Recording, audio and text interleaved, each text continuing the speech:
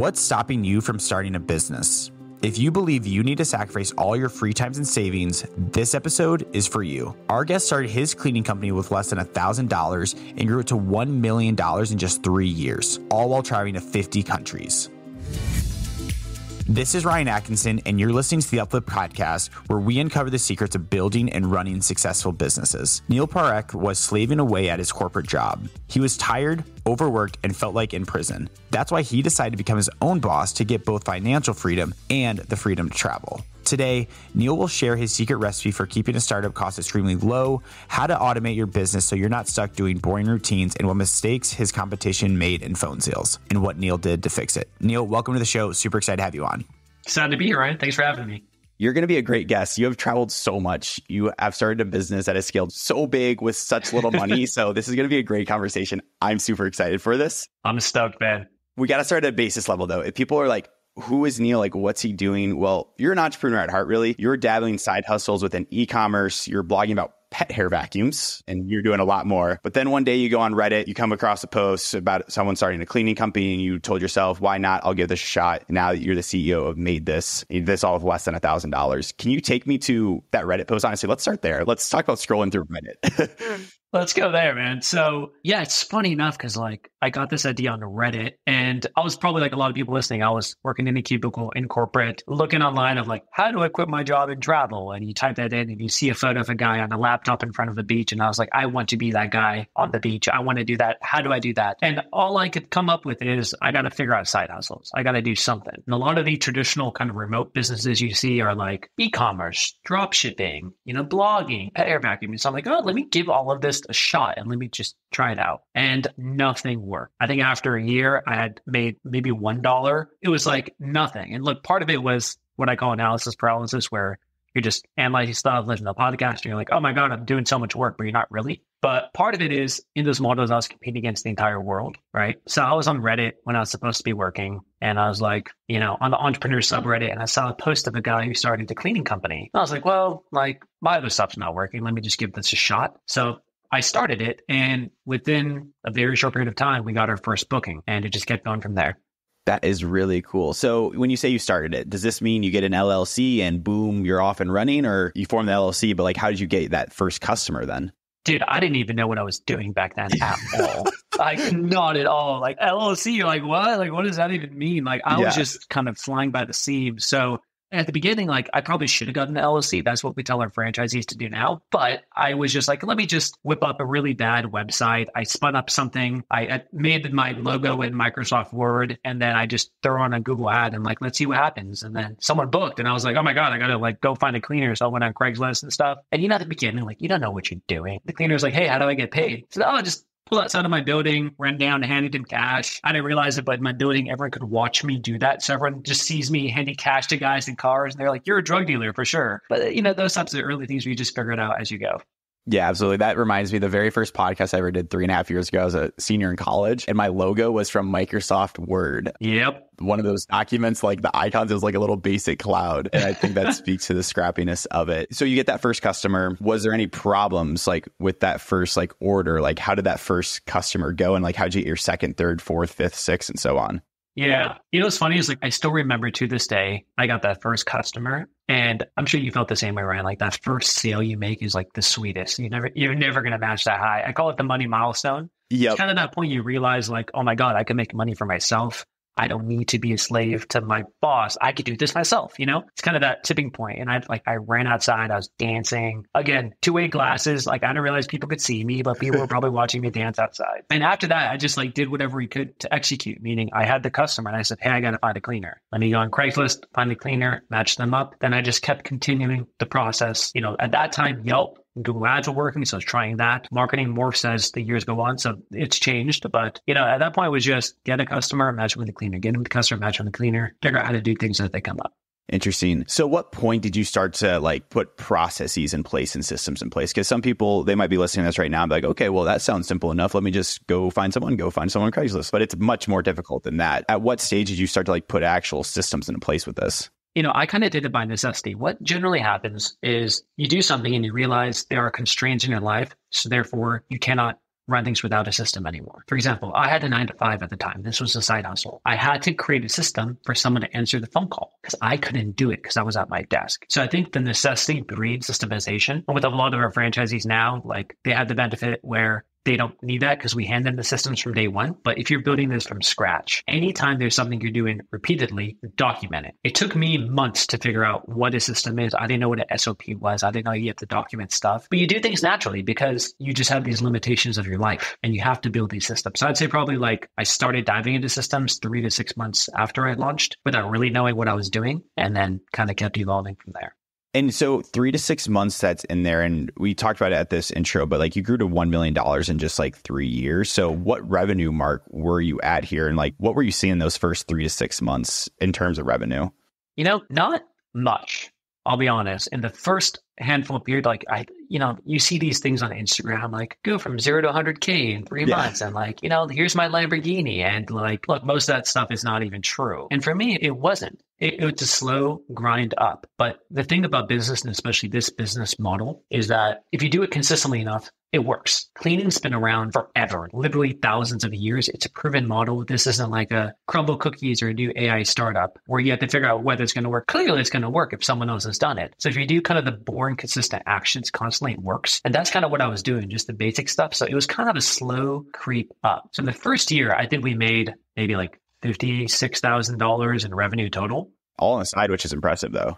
Yeah, thank you. On the side. And second year, I started to figure out systems. I started to invest a little bit more. I started to kind of get that confidence and better myself. So I was spending more money. I think we got to, by the end of that year, we got to $30,000 per month in revenue. Wow. Yeah. So it scaled fast when I started to kind of get that confidence and better myself. And that was the point 2 years in where I said, hey, let me take that leap of faith. Let me full on bet on myself. And that's when I put my notice in. I quit my job. I hit my freedom number, as I call it, which is the amount of money which covers my base level expenses. And I booked a one-way flight down to South America to start traveling and do this thing fully remote. So you quit your job, you take that leap of faith, and you're not just taking a leap of faith into your bedroom to start working on this thing. You're taking a leap of faith to start working on this thing remotely. A little bit further leap, yes. Yeah. Well, I'm just curious, like, what was the difficulties of this? Because obviously a goal for you and a lot of goal for entrepreneurs is like, I want to start my own business so I can travel anywhere I want. And it sounds like from day one, that's kind of what happened. Like literally day one of your full-time entrepreneurship. Like, what was that feeling like? Honestly, being on the plane, being like, I just quit my job. I can't even describe the feeling. It's like, I can't believe I'm doing this. And of course, my parents, first generation immigrants to the country, and they're like, wait, you're quitting your very stable finance job to be homeless for a year and starting a cleaning company? Like, what are you possibly doing? They were very supportive, obviously, but I'm sure they were very fearful inside. And even I was scared because I'm like, I don't know what I'm going to do. But what I realized is, look, the worst case is it flops and I go back to the exact same lifestyle I have right now. That's it. I go back to the exact same lifestyle I have right now. Nothing changes if nothing changes. So based off that, I thought, let me just try to bet on myself. Let me see what happens. There's a lot of upside and not too much downside. And I had enough savings at the time. And the cool part about traveling is it's way cheaper than living in the US anyway. So I was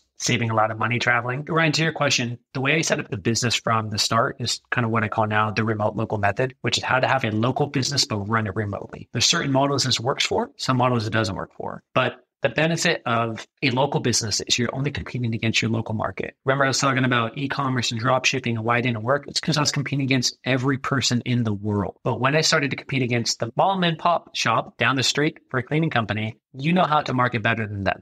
Like a lot of the guys don't even pick up the phone. And that's kind of the hack is compete locally, think globally, and you could actually run this local business very remotely with the right systems.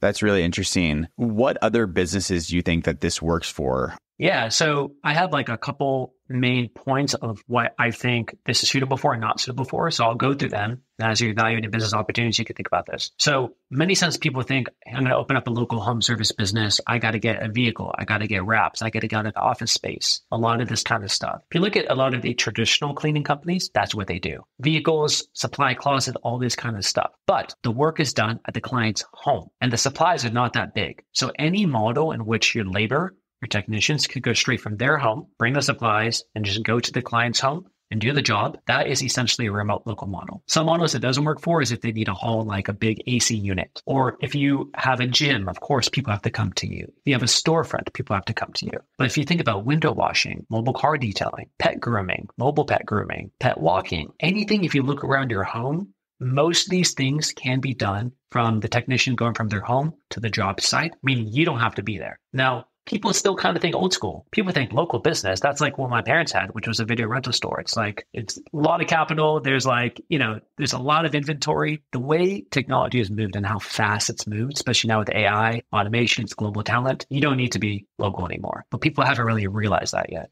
I want to ask, what types of markets does this work for, though? Because in the back of my mind, I come from a town of like 10,000 people. Like, this is a small town in Iowa. Like, is that too small of a market? Or like, what types of markets are best suited for this? So I love thinking about local businesses this way. A lot of people are fearful of competition. The biggest question I get asked by franchise prospects is, well, there's already a lot of companies in my area. And I think about that as, that's great. Congrats. They've already proven the market for you. And the crazy part is, I always tell them, call the top 5 competitors on Google, type in maid service near me, call them. Tell me how many actually pick up. Inevitably, they're like, dude, maybe 3 out of the 5 didn't answer. And the 2 who answered didn't really know what they were doing. It's crazy how low the bar is. So for a town like yours, small town, first thing I would do is, are there other cleaning companies out there? And how big are they? They've proven the market for you already. You don't need to reinvent the wheel at all. Please correct me if I'm wrong here, but a lot of my psychology thinks about, like, if I find a cleaning company I like, I'm just going to kind of keep going to them until I have an unpleasant experience. But like you said, the bar is pretty low where you can beat those people out. But how do you beat those people out within a local market if it's someone like is already like kind of an established player? So for example, Ryan, can you tell me your company of what you do? We do video marketing for SaaS companies. We do product demos, explainer videos, all that good stuff. Perfect. When people work with you, what do they want? What is the end result they want? Really cool videos that they can use on their website, social media, all that stuff. Yeah. They don't care how you do it. They just like, I just want my social media account to grow. I want a good video. That's what I want. Don't really care how you do it. Just get me to the end result. When it comes to services, it's the same mentality. A customer wants their time back. Typically, they're buying a cleaning or something like that because they're wiping out at that. They're like, I need to get my place clean. I'm moving out. I need things done. I don't want to chase 50 people down to get a quote. Or we do a lot of vacation rentals and Airbnbs. Those customers need to have their cleaning done between guests. And we're actually the only vacation rental cleaning franchise in the whole nation. So part of it is like, maybe if you're really price sensitive, you're going to call a bunch of people. Most people just want the problem solved. They want the end result. And if the bar is so low where all you got to do is pick up the phone, have a decent enough website, have a good customer service and take care of the customer, you're going to win. I like that. And I feel like that is very true because like in a small town of Iowa, like you just got to be friendly to people and like provide a good service. Like you're going to be able to win. But I want to talk about the expansion that you guys have done from this. You guys have a franchising model now. And someone might be thinking, you know what, like I just kind of want to do this myself, but I'll consider franchising. What would you like say to this person that is considering franchising? Just do it yourself. So I did it myself when I started. And, I talked about the struggles of me looking like a drug dealer and dancing outside and all that kind of stuff. Here's an analogy to use. So actually in 2 weeks from now, I'm headed over to Nepal for the Everest hike. When I'm going there with my wife. We hired a Sherpa to guide us along. Now, I could do this hike alone. I'd probably get lost because I have a terrible sense of direction. I probably wouldn't know where I'm going. It would take me twice as long to do it, but maybe I could do it. But also maybe I'm going to fall into a pit. When I hire a Sherpa, this person has done this 1,000 times. This person knows the exact path to take. They'll tell me, step there, don't step there. Watch out for this. Why don't we pause over here? And I could actually get to Everest when I actually do it. It's the same thing in business. If I know what I know now, back then, 10 years ago when I started, I probably could have grown 2 or 3 years faster. If you look about how much money we're making and, we're doing over $1 million per year, that's a lot of profit I missed out on just by moving slower. So the benefit of a franchise system, a coach, just anything which is going to let you speed up things is just time collapsing that learning curve, avoiding those really painful, costly mistakes. That's the benefit. That's actually what you're buying. Interesting. So yeah, can you talk about how did you know like the franchise model was correct for you for expansion instead of just, how did you know that? I'll be honest, man, like this is back in 2018, 2019, when I was trying to figure out how to expand. And the 2 options in front of me were like, well, we could expand ourselves or we could franchise. And those are the only options that came up. And it was almost like a flip of a coin of like, which one should we do? And decided on franchising because I felt that the best service for the end customers is going to be if there's an owner who cares, who's actually boots on the ground, who's actually around, who actually has ownership over that business. The way we can self-expand is by having a lot of managers in different places. And I think this is proven out because you see a lot of these like Silicon Valley companies, there's like Tidy, there's Home Glow, there's like Handy, there's all these companies which are trying to Uber home cleaning. It doesn't really work that well because you want someone who actually cares owning it. And so I said, hey, we got to go that model, especially because you're taking a lot of Airbnb customers who need that hand holding. So we're going to start franchising it out. And it was a beast, man, because we had to convert what we're doing in a way that's replicatable. It cost well over $100,000 to get it done. Lost like a year of my life just to convert it over. So it was a big endeavor to get this to a place where we can actually replicate it in different cities now. What were some of like those challenging things about like get your first franchisee? Like what are some of like those difficulties that came with franchising?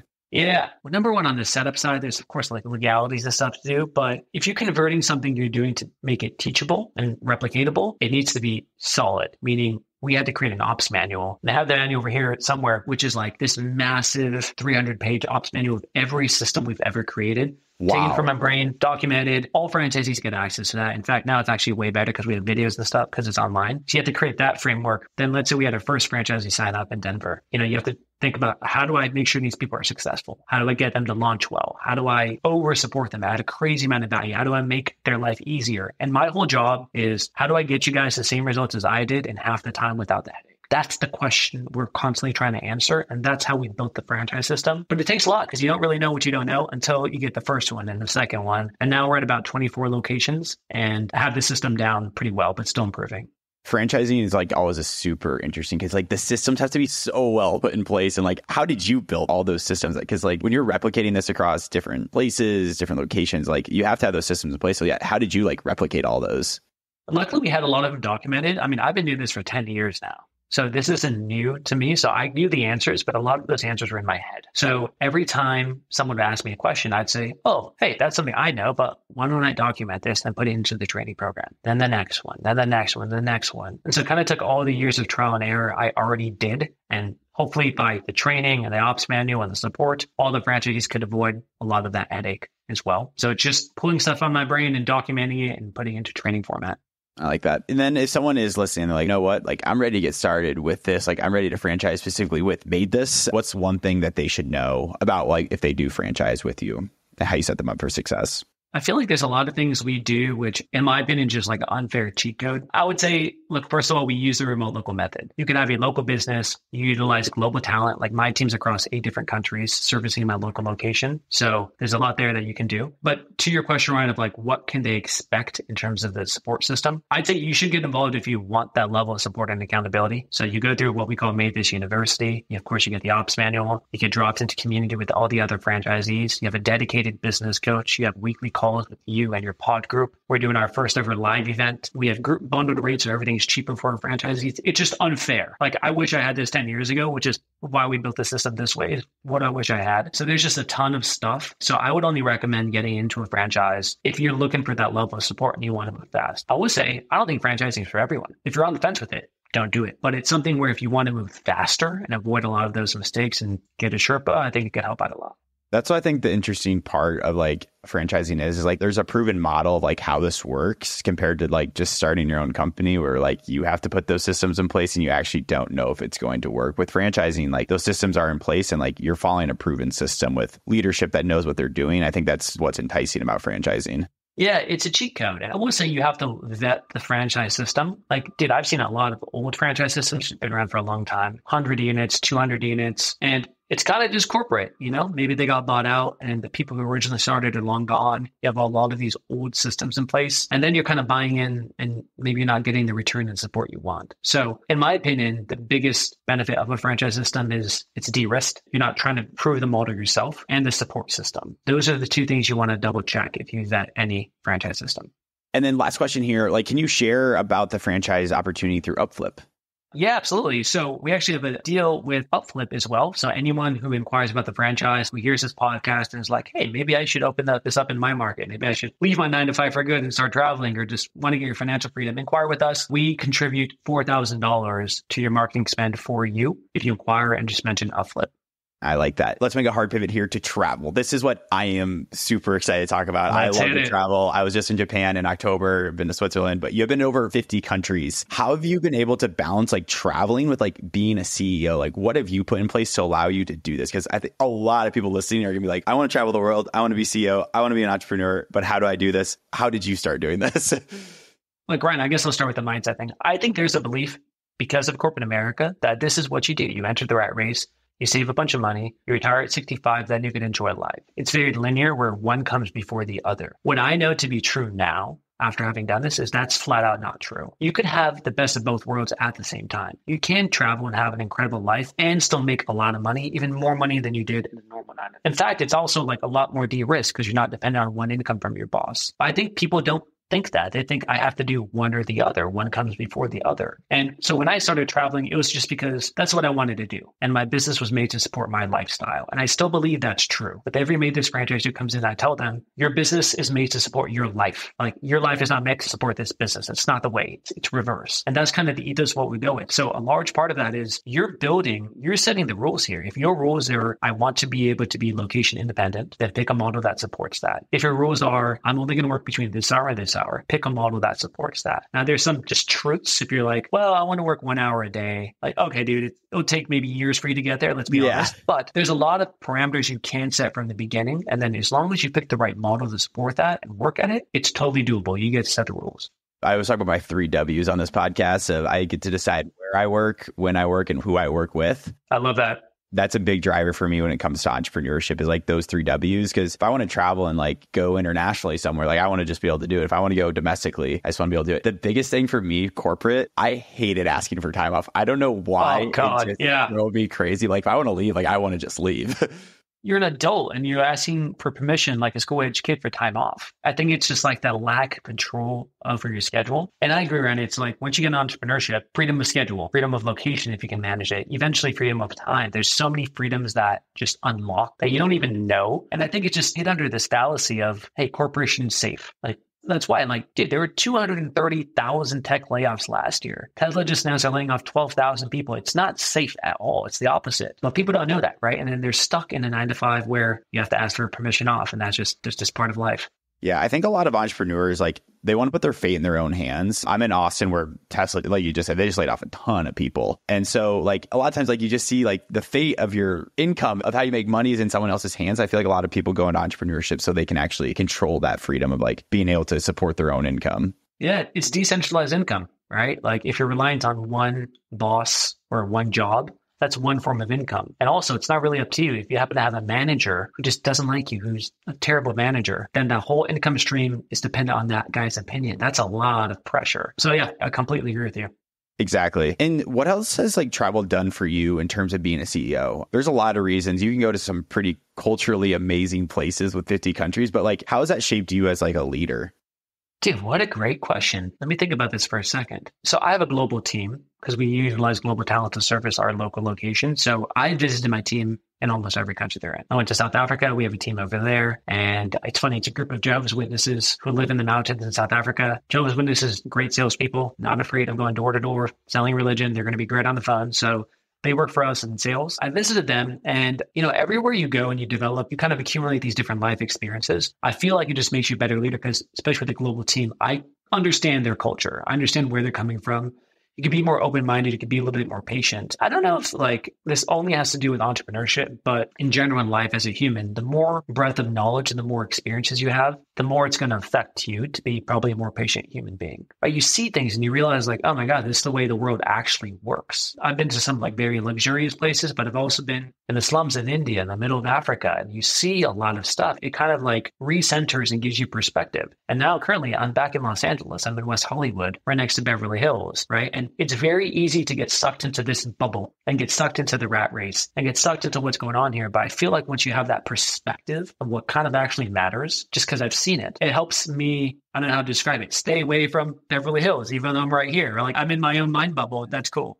Yeah, that's why I think the biggest thing for me as a leader has been with Space Art Visuals is like once you go to like a new country that is like so culturally different. Like, I remember being in Japan and I was like culture shocked. I was like, where the heck am I right now? Yeah. But like it shaped my thinking in the sense of like people have such different ways to approach problems and like situations. And like that's what just traveling has taught me is like we are all very, very unique humans. And some people are going to approach a problem this way just because how they're raised or this way because how they're raised. And so traveling, one, is just an incredible experience. But like two, from like a leadership development perspective, there's actually a lot of merit to be held with that. Dude, you nailed it. Yeah, I think just exposure to those different cultures and seeing how other people do it, it lets you be a better leader and a better person. So definitely agree. Has there been a challenge though when like you are traveling? Like what has been like the biggest like, oh crap moment when you were traveling? Like did something happen over the United States where you had to fly back or like any moments like that? I'm sure there's been some highs and some low lows. Oh yeah, man. Like it's funny because like the most frustrating part, so this is the most millennial like Gen Z comment is whenever like the Wi-Fi is slow, I get so pissed off. I'm like, oh like just give me good Wi-Fi so I could work. And I'll be in like this beautiful paradise just working and just being really, really frustrated at the Wi-Fi. So there's definitely times where maybe it's put a little bit extra stress on me, maybe the team if I'm not available. I do think the only reason we were even ready to franchise is because I was less available, which sounds so counterintuitive. But here's the thing. If you are always present, ready to answer questions all the time, guess what? You are now the bottleneck. You're the go-to person from your team. I did a desert island survival trip in Panama. I got stranded on a desert island for 10 days and nothing over there. You just have to survive. Obviously, my team could not contact me. And so that whole experience was, 10 to 12 days. And when it came back, nothing was on fire. In fact, they kind of figured out how to operate without me. It made the company move forward way faster. So many times, like when you're not always available, it's actually the healthiest thing for your company. Once you get to a certain point, obviously at the beginning, if you're doing everything, you probably got to be available. But over time, it's actually very healthy to be strategically unavailable. That is a phenomenal thought, actually, because very recently, like people will Slack me, like I just have my Slack, like I'm on my computer, like I'm going to reply. Yeah, like I'm going to reply right away just because like I have it up. But that is a great point because I've worked for someone where we were always relying on him to respond to, oh, is this approved? Should we do this? Should we do this? Should we do this? And actually taking a step back and like not responding allows for that freedom and allows for them to actually move without you. I think that is a phenomenal thought. Yeah. And like it just happens organically in travel because your Wi-Fi might bust out or you're like, hey, I'm going to be in the Amazon rainforest. I have no Wi-Fi. Sorry, guys. Like it's just going to happen organically. It will force you to, number one, build systems in advance because you're not going to be available. So you're just going to build the SOPs ahead of time. I think my biggest takeaway from this is like systemizing as much as possible. And that's like a step we need to take at Space Bar Visuals is like identifying those things that we do repetitively and systemize that. So once we start growing from like 11 employees to like 20, 25, 30, whatever, we're ready for that. It's just not like, oh crap, we should have been doing this for a while. And I feel like that's a big step to take as an entrepreneur. Maybe not, but that's my thought.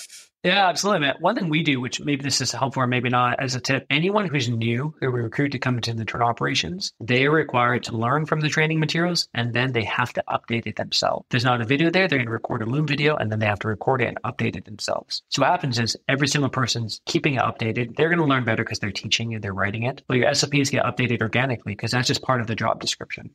Interesting. Are you putting these SOPs in like a Google Doc or are you guys using software? I'm just curious like how you guys have systemized this. Yeah, we use Notion. We call it the internal wiki. And so our franchisees have access to that. So we have the ops menu on there, but our franchisees also, we let them copy over their own internal wiki. So we have a template for them where they get copied over. And that way their remote team members could just go through the training program that we've outlined for them and they could update it themselves as well. Okay, that's really interesting. Yeah, because what we're thinking about doing is doing like a Loom video where like we would record ourselves doing like in HubSpot, like something we do in HubSpot all the time, and then sending it to a VA to like have them like outline it and just throw it in a Google Doc. That's how we were thinking about it because we badly need to take that step.